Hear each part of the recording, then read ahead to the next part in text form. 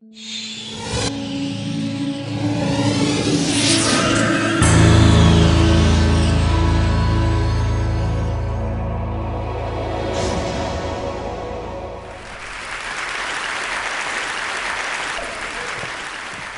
I'll start with this. A couple of years ago, an event planner called me because I was going to do a speaking event. And she called and she said, I'm really struggling with how to write about you on the little flyer. And I thought, well, what's the struggle? And she said, well, I saw you speak, and I'm going to call you a researcher, I think, but I'm afraid if I call you a researcher, no one will come because they'll think you're boring and irrelevant. And I was like, okay. And she said, but the thing I liked about your talk is, you're a storyteller, so I think what I'll do is just call you a storyteller. And of course, the academic, insecure part of me was like, you're going to call me a what? And she said, I'm going to call you a storyteller. And I was like, oh, why not Magic Pixie? I was like, let me think about this for a second. And so I tried to call deep on my courage, and I thought, I am a storyteller. I'm a qualitative researcher. I collect stories. That's what I do. And maybe stories are just data with a soul, and maybe I'm just a storyteller. So I said, you know what? Why don't you just say I'm a researcher storyteller? And she went, there's no such thing. So I'm a researcher storyteller. And I'm going to talk to you today. We're talking about expanding perception. And so I want to talk to you and tell some stories about a piece of my research that fundamentally expanded my perception and really actually changed the way that I live and love and work and parent. And this is where my story starts. When I was a young researcher, doctoral student, my first year I had a research professor who said to us, here's the thing, if you cannot measure it, it does not exist. And I thought he was just sweet-talking me. I was like, really? And he's like, absolutely. So you have to understand that I have a bachelor's in social work, a master's in social work, and I was getting my PhD in social work. So my entire academic career was surrounded by people who kind of believed in the life's messy, love it, and I'm more the life's messy, clean it up, organize it, and put it into a bento box. And so to think that I had found my way, to found a career that takes me, really one of the big sayings in social work is lean into the discomfort of the work. And I'm like, knock discomfort upside the head and move it over and get all A's. That was my mantra. So I was very excited about this. And so I thought, you know what? This is the career for me because I am interested in some messy topics, but I want to be able to make them not messy. I want to understand them. I want to hack into these things that I know are important and lay the code out for everyone to see. So where I started was with connection, because by the time you're a social worker for 10 years, what you realize is that connection is why we're here. It's what gives purpose and meaning to our lives. This is what it's all about. It doesn't matter whether you talk to people who work in social justice and mental health and abuse and neglect. What we know is that connection, the ability to feel connected, is neurobiologically, that's how we're wired. It's why we're here. So I thought, you know what? I'm going to start with connection. Well, that situation where you get an evaluation from your boss and she tells you 37 things that you do really awesome and one thing that you can't, an opportunity for growth. And all you can think about is that opportunity for growth, right? Well, apparently this is the way my work went as well, because when you ask people about love, they tell you about heartbreak. When you ask people about belonging, they'll tell you their most excruciating experiences of being excluded. And when you ask people about connection, the stories they told me were about disconnection. So very quickly, really about 6 weeks into this research, I ran into this unnamed thing that absolutely unraveled connection in a way that I didn't understand or had never seen.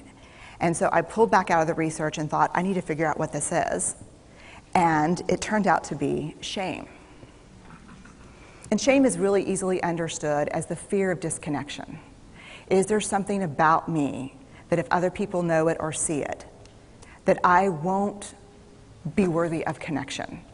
The things I can tell you about it, it's universal. We all have it. The only people who don't experience shame have no capacity for human empathy or connection. No one wants to talk about it, and the less you talk about it, the more you have it. What underpinned this shame, this I'm not good enough, which we all know that feeling, I'm not blank enough, I'm not thin enough, rich enough, beautiful enough, smart enough, promoted enough. The thing that underpinned this was excruciating vulnerability. This idea of, in order for connection to happen, we have to allow ourselves to be seen, really seen. And you know how I feel about vulnerability. I hate vulnerability. And so I thought, this is my chance to beat it back with my measuring stick. I'm going in, I'm going to figure this stuff out, I'm going to spend a year, I'm going to totally deconstruct shame, I'm going to understand how vulnerability works, and I'm going to outsmart it. So I was ready, and I was really excited. As you know, it's not going to turn out well. You know this. So I could tell you a lot about shame, but I'd have to borrow everyone else's time. But here's what I can tell you that it boils down to. And this may be one of the most important things that I've ever learned in the decade of doing this research. My 1 year has turned into 6 years, thousands of stories, hundreds of long interviews, focus groups. At one point, people were sending me journal pages and sending me their stories, thousands of pieces of data, and 6 years. And I kind of got a handle on it. I kind of understood this is what shame is, this is how it works. I wrote a book, I published a theory, but something was not okay. And what it was is that if I roughly took the people I interviewed and divided them into people who really have a sense of worthiness, that's what this comes down to, a sense of worthiness. They have a strong sense of love and belonging. And folks who struggle for it, and folks who are always wondering if they're good enough. There was only one variable that separated the people who have a strong sense of love and belonging and the people who really struggle for it, and that was the people who have a strong sense of love and belonging believe they're worthy of love and belonging. That's it. They believe they're worthy. And to me, the hard part of the one thing that keeps us out of connection is our fear that we're not worthy of connection, was something that personally and professionally I felt like I needed to understand better. So what I did is I took all of the interviews where I saw worthiness, where I saw people living that way, and just looked at those. What do these people have in common? And I have a slight office supply addiction, but that's another talk. So I had a manila notebook, a manila folder, and I had a Sharpie, and I was like, what am I going to call this research? And the first words that came to my mind were wholehearted. These are kind of wholehearted people living from this deep sense of worthiness. So I wrote at the top of the manila folder, and I started looking at the data. In fact, I did it first in this in a 4-day, very intensive data analysis where I went back, pulled these interviews, pulled the stories, pulled the incidents. What's the theme? What's the pattern? My husband left town with the kids because I always go into this kind of Jackson Pollock crazy thing where I'm just like writing and going and kind of just in my researcher mode. And so here's what I found. What they had in common was a sense of courage. And I want to separate courage and bravery for you for a minute. Courage, the original definition of courage, when it first came into the English language, it's from the Latin word cur, meaning heart. And the original definition was to tell the story of who you are with your whole heart. And so these folks had, very simply, the courage to be imperfect. They had the compassion to be kind to themselves first and then to others, because as it turns out, we can't practice compassion with other people if we can't treat ourselves kindly. And the last was they had connection, and this was the hard part, as a result of authenticity. They were willing to let go of who they thought they should be in order to be who they were, which is, you have to absolutely do that for connection. The other thing that they had in common was this. They fully embraced vulnerability. They believed that what made them vulnerable made them beautiful. They didn't talk about vulnerability being comfortable, nor did they really talk about it being excruciating, as I had heard earlier in the shame interviewing. They just talked about it being necessary. They talked about the willingness to say, I love you first. The willingness to do something where there are no guarantees.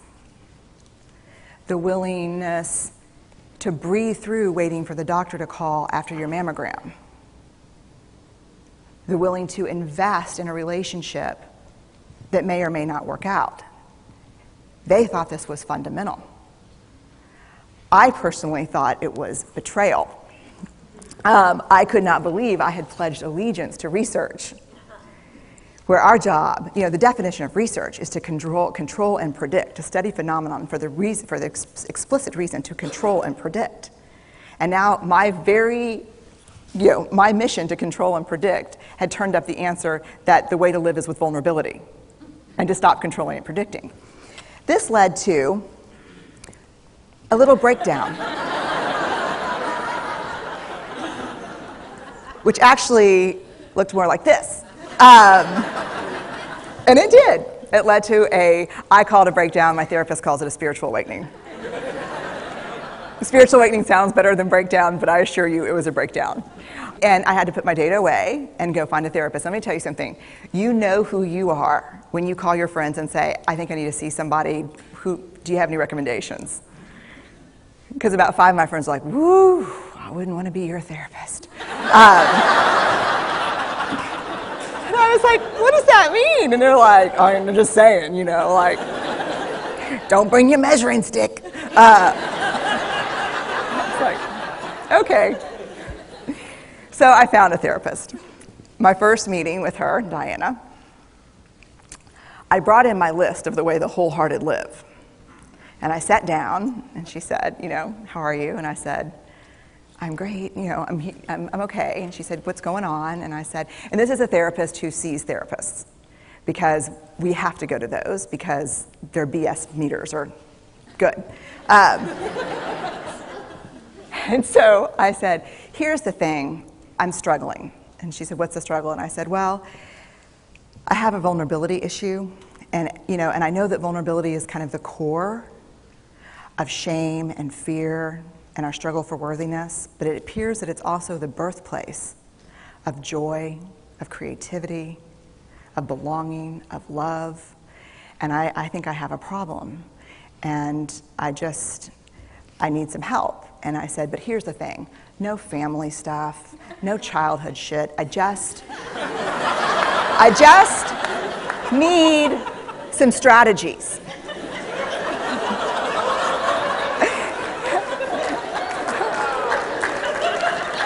Thank you. So she goes like this. And then I said, it's bad, right? And she said, it's neither good nor bad. It just is what it is. And I said, oh my God, this is gonna suck. And it did, and it didn't. And it took about a year. And you know how there are people that, like, when they realize that vulnerability and tenderness are important, that they kind of surrender and walk into it? A, that's not me. And B, I don't even hang out with people like that. For me, it was a year-long street fight. It was a slugfest. Vulnerability pushed, I pushed back. I lost the fight, but probably won my life back. And so then I went back into the research and spent the next couple of years really trying to understand what the wholehearted, what the choices they were making, and what are we doing with vulnerability? Why do we struggle with it so much? Am I alone in struggling with vulnerability? No. So this is what I learned. We numb vulnerability. When we're waiting for the call, it was funny, I sent something out on Twitter and on Facebook that says, how would you define vulnerability? What makes you feel vulnerable? And within an hour and a half, I had 150 responses. Because I wanted to know, what's out there. Having to ask my husband for help because I'm sick and we're newly married. Initiating sex with my husband. Initiating sex with my wife. Being turned down. Asking someone out. Waiting for the doctor to call back. Getting laid off. Laying off people. This is the world we live in. We live in a vulnerable world. And one of the ways we deal with it is we numb vulnerability. And I think there's evidence, and it's not the only reason this evidence exists, but I think that it's a huge cause. We are the most in debt, obese, addicted, and medicated adult cohort in U.S. history. The problem is, and I learned this from the research, that you cannot selectively numb emotion. You can't say, here's the bad stuff. Here's vulnerability, here's grief, here's shame, here's fear, here's disappointment. I don't want to feel these. I'm going to have a couple of beers and a banana nut muffin. I don't want to feel these. And I know that's knowing laughter. I hack into your lives for a living. I know that's, God. You can't numb those hard feelings without numbing the other affects or emotions. You cannot selectively numb. So when we numb those, we numb joy. We numb gratitude. We numb happiness.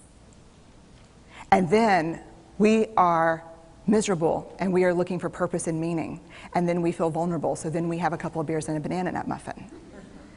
And it becomes this dangerous cycle. One of the things that I think that we need to think about is why and how we numb. And it doesn't just have to be addiction. The other thing we do is we make everything that's uncertain, certain.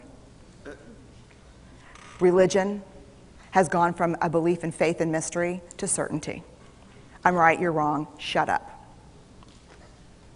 That's it. Just certain. The more afraid we are, the more vulnerable we are, the more afraid we are. This is what politics looks like today. There's no discourse anymore. There's no conversation. There's just blame. You know how blame is described in the research? A way to discharge pain and discomfort.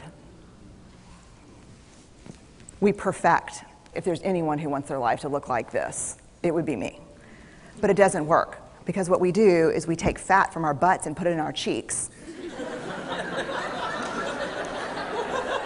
Which just, I hope in 100 years people will look back and go, wow. And we perfect, most dangerously, our children. Let me tell you what we think about children. They're hardwired for struggle when they get here.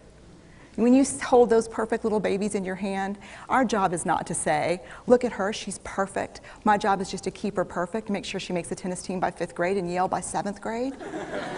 That's not our job. Our job is to look and say, you know what?